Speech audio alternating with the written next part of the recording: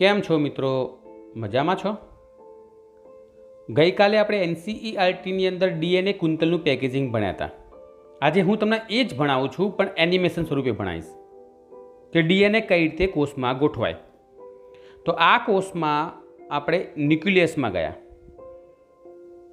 કોષ કેન્દ્રમાં, અને કોષ કેન્દ્રમાં આ ડીએનએ છે. જુઓ, કુંતલ આકાર ડીએનએ. ડીએનએની રચના બધાને ખબર જ છે, બેવડી કુંતલ આકાર રચના. કઈ રીતે ગોઠવાતો હશે આ ડીએનએ? કેમ કે આપણે જે ગઈકાલે ભણ્યા હતા એમાં કીધેલું કે ડીએનએની લંબાઈ 2.2 મીટર છે.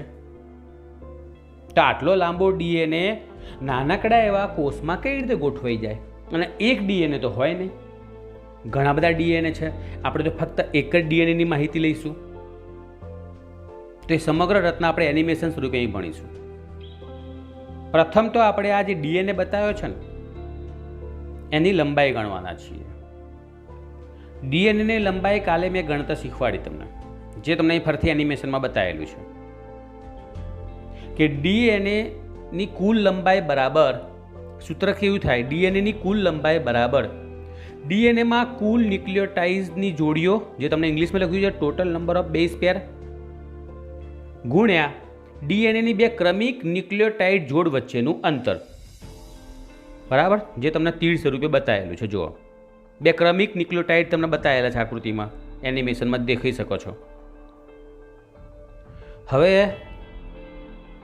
ટોટલ નંબર ઓફ બેઝ પેર કેટલી? ડીએનએમાં કુલ ન્યુક્લિયોટાઇડની જોડીઓ અને એમની વચ્ચેનું અંતર. તો કુલ જોડીઓ કેટલી? એમ એક ડીએનએમાં કુલ ન્યુક્લિયોટાઇડની જોડીઓ કેટલી? ન્યુક્લિયોટાઇડ એટલે તમને ખબર છે AGCT વાળું નાઇટ્રોજન બેઝની જોડીઓ.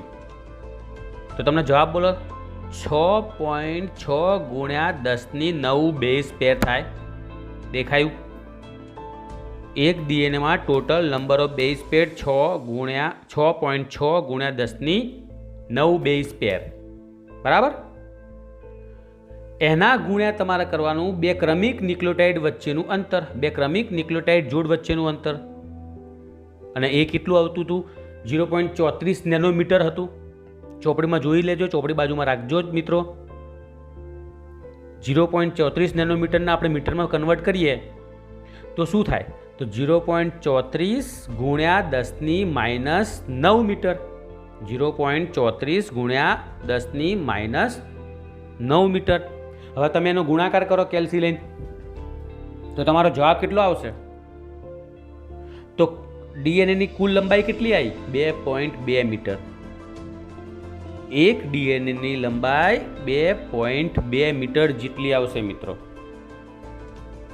જે તમને ગુણાકારમાં દેખાડશે. બરાબર,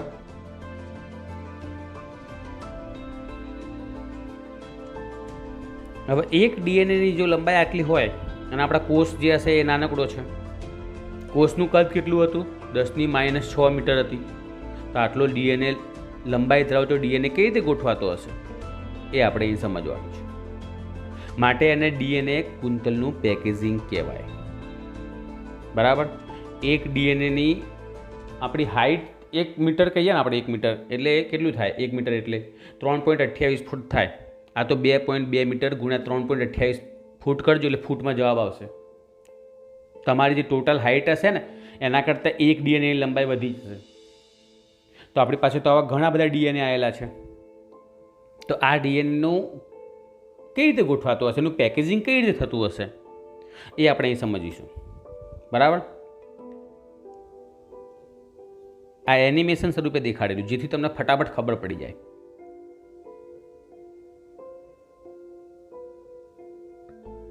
હવે આ છે ડીએનએની, લખાઈને જ આવે છે ઇંગ્લિશમાં છે ડીએનએ ડબલ હિલિક્સ, બેવડી કુંતલમય રચના. અને એમાં તમને જે દેખાય અણુ હતા, આ એક કોષ કેન્દ્ર, ન્યુક્લિયસ લખાઈને જ આવ્યું છે. 10⁻⁶ લખાઈને આવ્યું. જુઓ, ખરેખર તો ન્યુક્લિયસ 10⁻8 છે. આ તો સેલ 10⁻6 છે. આખો સેલ 10⁻6 મીટર આટલું જ કદ ધરાવે. અને આપણે ગણ્યું ડીએનએનું કદ કેટલું આવ્યું? 2.2 મીટર. તો કઈ રીતે ગોઠવાતો હશે? તો ચલો જોઈએ. આપણે દુનિયામાં કેટલા પ્રકારના કોષો છે? 2. એક દેખાય છે પ્રોકેરિયોટિક, શું કહેવાય એને શુદ્ધ ગુજરાતીમાં? આદિકોષ કેન્દ્રી કોષ. બીજો છે યુકેરિયોટિક સેલ, એટલે એને શું કહેવાય? સુકોષ કેન્દ્રી કોષ. આદિકોષ કેન્દ્રી કોષ, સુકોષ કેન્દ્રી કોષ. આદિકોષ કેન્દ્રી કોષ એટલે એક પ્રકારના બેક્ટેરિયા, અને સુકોષ કેન્દ્રી કોષ એટલે આપણા શરીરના કોષો. આપણે જે બહુકોષી કોષ સજીવો કહીએ બધા સુકોષ કેન્દ્રી કોષોમાં આવે. મોનેરા સૃષ્ટિ બધી આદિકોષ કેન્દ્રી કોષોમાં આવશે, બરાબર? તો આપણે પહેલાં આદિકોષ કેન્દ્રી કોષ છે એનું જનીન દ્રવ્ય કઈ રીતે ગોઠવાય એ ભણીશું આપણે, બરાબર?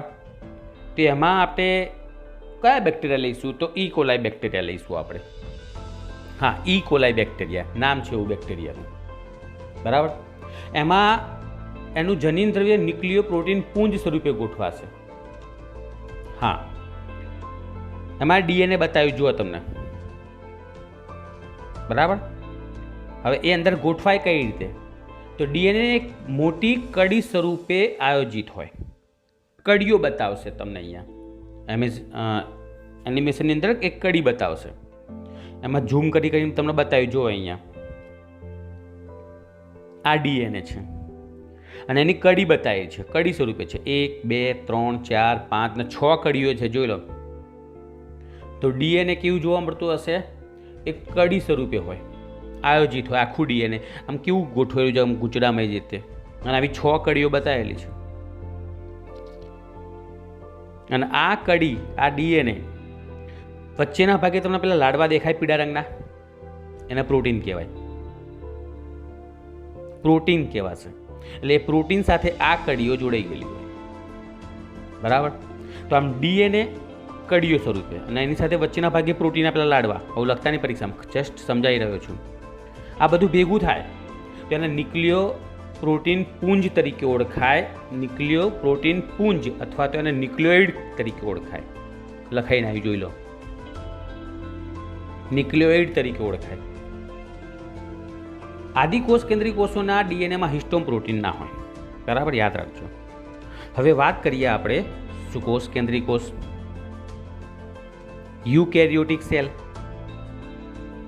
એની અંદર ડીએનએ કઈ રીતે ગોઠવાય? તો જુઓ, આ એક કોષ, લંબાઈ કેટલી કીધું? 10⁻⁶, અને એમાં વચ્ચેના ભાગે કોષ કેન્દ્ર, અને કોષ કેન્દ્રની અંદર આ ડીએનએ. તમારી બેઠી ચોપડી પ્રમાણે જઈ રહ્યા છીએ આપણે, બરાબર? ધ્યાન રાખજો.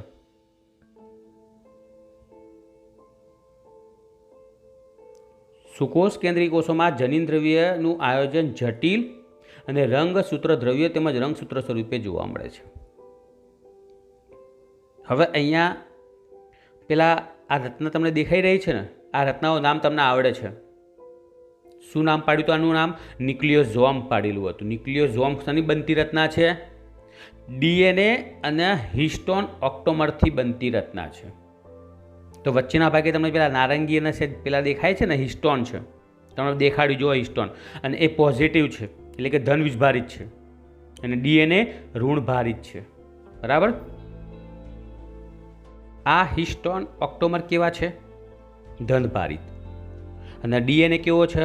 ઋણભારિત. ડીએનએ કેમ ઋણભારિત? કેમ કે એની અંદર ફોસ્ફોરિક એસિડ છે, H3PO4- માટે ઋણભારિત છે. અને હિસ્ટોન કેમ ધનભારિત છે? કેમ કે એમાં પાર્શ્વ શૃંખલાઓ પર એમિનો એસિડની બહુલુપકતા જોવા મળશે. અને એમિનો એસિડમાં સૌથી વધારે કોણ જોવા મળશે? દેખાય છે જો, લાઇસિન અને આર્જેનિન. લાઇસિન અને આર્જેનિન આ બંને એમિનો એસિડ એની પાર્શ્વ શૃંખલાઓ પર ધન વિષભારિત બતાવે છે. તમને એ ચોખ્ખું દેખાઈ રહ્યું છે, ધનભારિત. માટે હિસ્ટોન જે હશે, હિસ્ટોન ધનભારિત થશે. જુઓ, આ આર્જેનિન અને લાઇસિન એમિનો એસિડ છે. એની પાર્શ્વ શૃંખલા એટલે સાઈડમાં NH3+ લખેલા છે. જુઓ, એના પરિણામે આર્જેનિન અને લાઇસિનની માત્રા એમિનો એસિડ વધારે પ્રમાણમાં છે આમની અંદર. માટે હિસ્ટોન એ ધનભારિત થશે અને ડીએનએ કેવો થશે? ઋણભારિત થશે. ધન અને ઋણ વચ્ચે શું થશે? આકર્ષણ થાય. એ આકર્ષણ થાય ને એના પરિણામે ન્યુક્લિયોઝોમની રચના થાય. એટલે કે હિસ્ટોન ઓક્ટોમર બનશે. પહેલાં 8 અણુ બનશે હિસ્ટોનના, હિસ્ટોન ઓક્ટોમર ઉપર ડીએનએ વીંટળાશે અને ન્યુક્લિયોઝોમની રચના બનાવશે. બરાબર. તો આપણે એ જ અહીં તમને બતાવી રહ્યા છીએ. આ મોઢે કરી નાખજો, એના અણુસૂત્ર સહિત તમને બતાવેલું છે. બરાબર.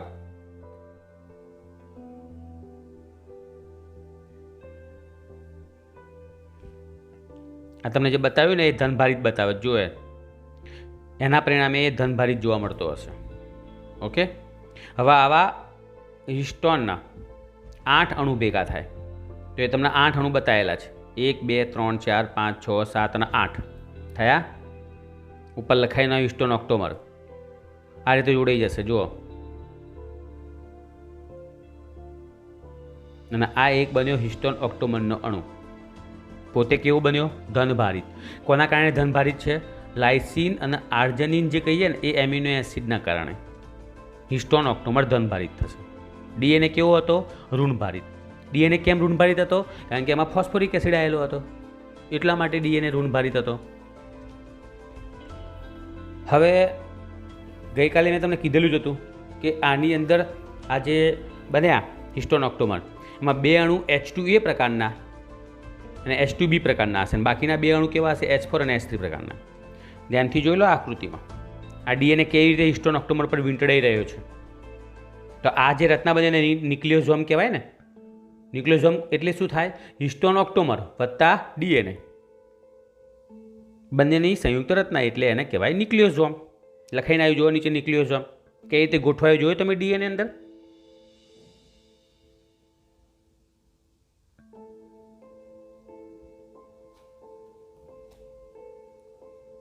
આ H1 પ્રોટીન કહીએ ને આપણે, એ રહ્યું છે H1 હિસ્ટોન તરીકે ઓળખાતું પ્રોટીન, એમ કે જે ડીએનએને શું કરશે? એની જગ્યા ઉપર બાંધી રાખશે, ખસવા નહીં દે. એટલા માટે આ એક ન્યુક્લિયોઝોમ હોય તેમાં આપણે ભણ્યા હતા ને કે ડીએનએના કુલ 220 પેર ધરાવશે. એક લાક્ષણિક ન્યુક્લિયોઝોમ ડીએનએના કુંતલ 220 પેર ધરાવે. ડીએનએનો એક કુંતલ હોય ને તો એક કુંતલમાં 220 પેર આવેલી હશે. આ એક કુંતલ છે. એમાં બતાવ્યું જો 22 પેર, આવી 220 પેર જોવા મળશે એક ન્યુક્લિયોઝોમમાં. બરાબર. ઓકે.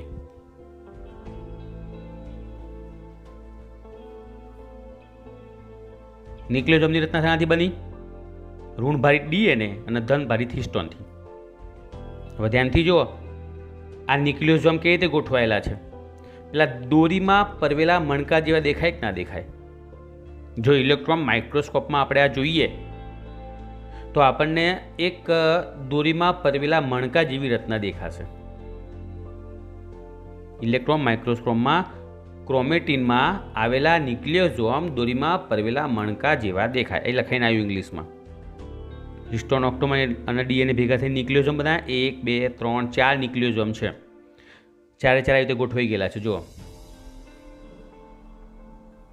હવે આ ક્રોમેટિનમાં આવેલા ન્યુક્લિયોઝોમ વધારે સંગઠિત થઈ ક્રોમેટિન તંતુ બનાવતા જશે. ડીએનએમાં આ રીતે ગોઠવણી થાય, એજીસીટી વાળું. બરાબર. અને આ ડીએનએ શું થયું હતું? પેલા હિસ્ટોન ઓક્ટોમર પર ગોઠવાઈ ગયેલા હતા આ રીતે. જુઓ, એટલે આ બની ગયો ન્યુક્લિયોઝોમ કહેવાશે. હવે તો બરાબર સમજ્યા હશો તમે. બરાબર. અને એક શું બનાવશે? ક્રોમેટિન. આવી રીતે ગોઠવાઈ જાય. ક્રોમેટિનમાં આવેલા ન્યુક્લિયોઝોમ વધુ સંગઠિત થઈ ક્રોમેટિન તંતુ બનાવ્યા. આ તંતુ બન્યો. કોષ વિભાજનની બાદના અવસ્થા દરમિયાન આ ક્રોમેટિન તંતુ વધુ ગૂંચળામય બનશે અને સંગઠિત થઈ જશે અને ફર્સ્ટ ક્લાસ રંગસૂત્ર બનાવશે. તો સૌથી છેલ્લે રંગસૂત્ર બતાવ્યું જો. બરાબર. હવે આપણે છે ને આની અંદર પેલી 2 રચનાઓ ભણ્યા હતા, યાદ હોય તો. કઈ? લાક્ષણિક કોષ કેન્દ્રમાં ક્રોમેટિનના 2 વિસ્તાર જોવા મળતા હશે. તો આપણે 2 વિસ્તાર પણ તમને બતાવવામાં આવશે. શરૂઆતમાં જે ડીએનએ બતાવ્યો છે, પછી એ ડીએનએ જે હશે એમાંથી તમને બતાવેલું જો દોરીમાં પડેલા મણકા જેવી રચનાઓ દેખાય છે. એમાં જે શરૂઆતમાં દોરીમાં પડેલા મણકા છૂટા છૂટા દેખાય છે ને, અને યુક્રોમેટિન કહેવાય, ઇંગ્લિશમાં લખેલું જ છે. અને જે નજીક નજીક ગોઠવાઈ ગયેલા હશે ને એને હિટ્રોક્રોમેટિન કહેવાય. યુક્રોમેટિન, હિટ્રોક્રોમેટિન આપણે ગઈકાલ વાત કરેલી જ હતી. ધ્યાનથી જુઓ, યુક્રોમેટિન છે ને એ શિથિલ રીતે ગોઠવાઈ ગયેલા જગ્યા છે વચ્ચે વચ્ચે ન્યુક્લિયોઝોમ વચ્ચે. આછા રંગથી અભિરંજિત થાય, પ્રત્યાંગન માટે સક્રિય છે ક્રોમેટિનનો આ વિસ્તાર. હિટ્રોક્રોમેટિન કયો છે?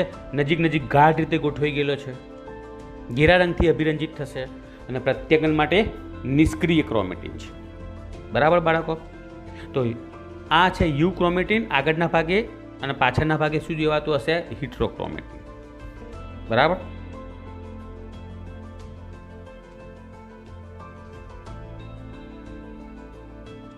નજીકથી બતાવ્યું. આ હિટ્રોક્રોમેટિન છે, આયરું હિટરોક્રોમેટિન. ઘાટ રીતે ગોઠવાઈ ગયેલા જો ન્યુક્લિયોઝોમ. હવે આની અંદર અભિરંજિત નાખીએ તો અભિરંજિત વધુ શોષાય ને, એટલે ઘાટું દેખાય. ખાસ યાદ રાખજો, મોસ્ટ ટાઈમપી હિટ્રોક્રોમેટિન પ્રત્યાંગન માટે નિષ્ક્રિય ક્રોમેટિન વિસ્તાર છે. ખાસ યાદ રાખજો. બરાબર? અને આ બધા એ રીતે ગોઠવાતા જાય એટલે પાછળના ભાગે એક તંતુ બન્યું કે ના બન્યું? બસ એ તંતુને શું કહેવાતું હશે? ક્રોમેટિન. બરાબર? અને વધુ ભેગું થાય, સંગઠિત થતું જાય એટલે રંગસૂત્ર નિર્માણ થતું જશે. તો હવે તમે બરાબર સમજ્યા હશો કે કઈ રીતે આપણા શરીરની અંદર આ 2.2 મીટર લાંબો ડીએનએ ગોઠવાય છે. કાલે આપણે આકૃતિ બતાવેલી હતી.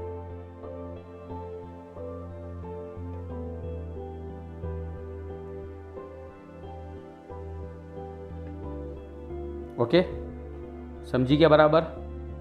હવે યુક્રોમેટિનની વાત કરે છે. જુઓ, આજે આમ જઈ રહ્યું છે ને એક પ્રકારનું તીર, એ યુક્રોમેટિન બતાવે છે. પહેલાં હિટ્રોક્રોમેટિન બતાવ્યા હતા. કયો વિસ્તાર ડીએનએના પ્રત્યાંકનમાં ભાગ લે? તો યાદ રાખજો, યુક્રોમેટિન. પ્રત્યાંકન એટલે શું થાય? ડીએનએમાંથી આરએનએ બનવાની ક્રિયા. તો જે છૂટો છૂટો ભાગ ગોઠવાયો છે ને યુક્રોમેટિન, બસ એ જ ડીએનએમાં, એ ડીએનએ છે, રાઈટ? અને એમાંથી આરએનએ બનતો હશે. બરાબર? કાલે મેં તમને વિડીયો બતાવ્યો હતો ને, એમાં યુક્રોમેટિન ને હિટ્રોક્રોમેટિન બતાવેલા હતા. હવે આ રીતે બનશે. પહેલાં ડીએનએ છે, પછી દોરીમાં પરવેલા મણકા જેવા દેખાય એટલે એ ન્યુક્લિયોઝોમ કહેવાય. પછી તંતુ બને, પછી તંતુઓ વધુ ભેગા થાય અને એમાંથી ક્રોમોઝોમ બની જાય, રંગસૂત્ર બની જાય. બરાબર? એની સમગ્ર રચના અત્યારે આપણે આમાં ભણ્યા. બરાબર મિત્રો? તો તમને વધારે ખબર પડી ગઈ હશે. અને એક ફર્સ્ટ ક્લાસ ડીએનએ બની જાય જે કોષ કેન્દ્રમાં ગોઠવાઈ જશે. ભલે ગમે એટલું લાંબુ કોષ કેન્દ્ર હોય, ભલે ગમે એટલો લાંબો ડીએનએ હોય, અને આવી રીતે ફર્સ્ટ ક્લાસ રંગસૂત્રોનું નિર્માણ થાય. બરાબર?